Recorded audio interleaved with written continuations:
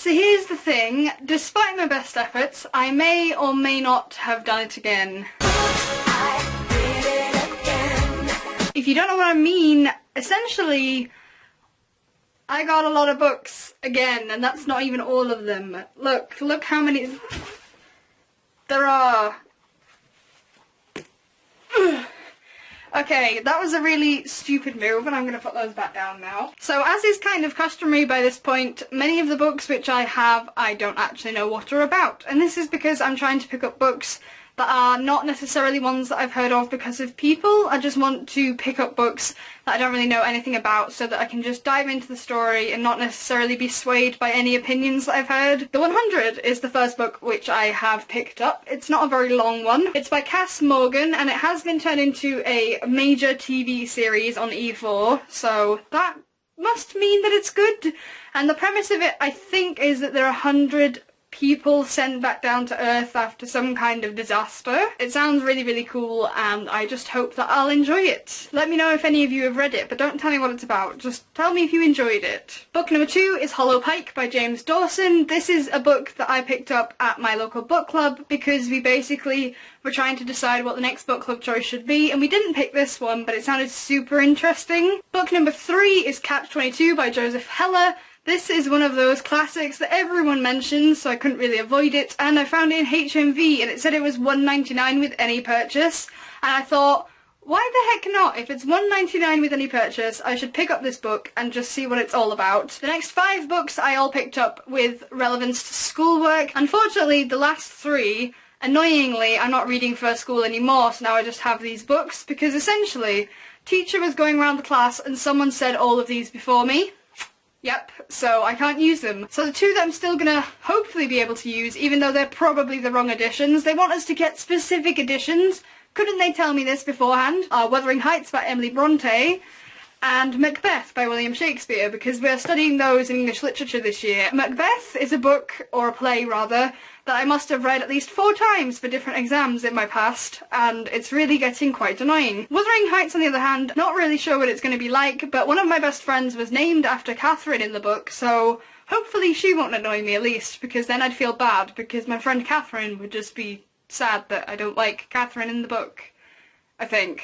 The other 3 books are these. I've got The Colour Purple by Alice Walker, The Catcher in the Rye by J.D. Salinger, and Anthony Burgess's A Clockwork Orange. Hopefully I'll enjoy reading these. It's just annoying that I can't study them or write an essay on them. Just why couldn't I use these? I spend so much money on these, and they're beautiful, and it's annoying. Not gonna lie, the next 2 I am super excited for because, as you guys know, I am very much a fan of adaptations of books into films or into TV shows. At the same time, I like to reverse it, and I like to read books that have been based on TV shows, movies, games, whatever.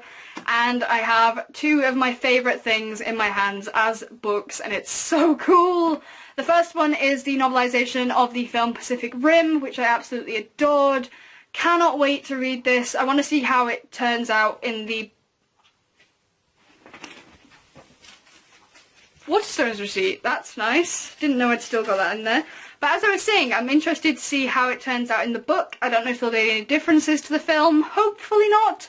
But maybe they'll include some details that we didn't see in the film, and that would be super awesome. Then I've got the novelisation of Broadchurch! Yes! It comes back in January. I'm so excited to see what's happening in the world of Broadchurch.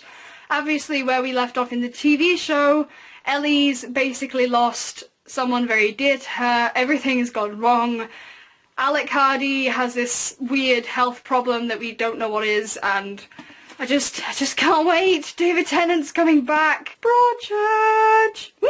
The next 3 books I received randomly from HarperCollins. I have no idea what they're about. They're all by someone called Julie Shaw. I've never heard of her before, so, you know. These are completely random. I've got Our Vinny, My Uncle Charlie, and My Mam Shirley. My mum. I hear that all the time where I live, and it annoys me because I'm a mum person. Like, Americans have mom, we have mum, some people have mam. I'm just waiting for mim and mem. Gotta review them afterwards, so that'll be fun as well. The next 3 books I believe I bought all together when I was just in Waterstones for the book club date. Probably when we'd just done The Fifth Wave, considering that the first book that I have in here is The Infinite Sea, which is the sequel to The Fifth Wave by Rick Yancey, obviously.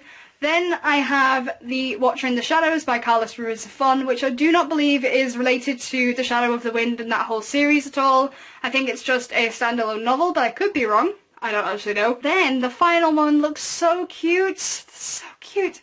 It is called The Guest Cat, and I hope I do not say the author's name wrong. Takashi Hirade, blah blah. Essentially it's this cat who helps rekindle the love of a couple who are falling out with each other, and their cat is what saves their relationship, I think, essentially, and that just sounded so cute, and I just had to pick it up. Even though I'm a dog person, this story about cats sounds bloody frickin' cute and adorable, so I couldn't help myself. As you will have seen in my last video, I also have Listen to the Moon by Michael Morpurgo.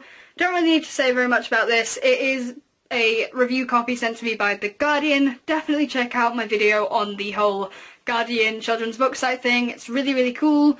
And I'm just excited to read it because I'm a huge fan of Morpurgo. I've met him once, as you guys may remember. And then the final two books I just bought today, prompting this book haul because I realised the stack of books yet to haul were kind of falling over. So I actually have The Picture of Dorian Gray by Oscar Wilde and Wolf Hall by Hilary Mantel.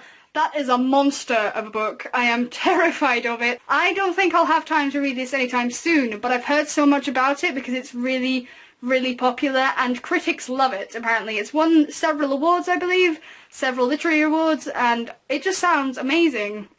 Definitely the kind of thing that I want to read. And also I think one of my teachers, perhaps my current English lit teacher, also mentioned this to me as a good read, so definitely excited to read these two books. So I hope you enjoyed this book haul. I know that I probably should have done this sooner considering how many books I just showed you, but at least it wasn't like my mega huge biggest book haul ever. I'm kind of regretting how I did that book haul now because people really seem to hate it. I have the most dislikes ever on any video on that video. I had options, I just picked one that I thought you guys would like, and it really was not popular at all. Very soon, this is quite exciting, I am going to be collaborating with several of my friends, some of my real life friends. Whoa, you have friends!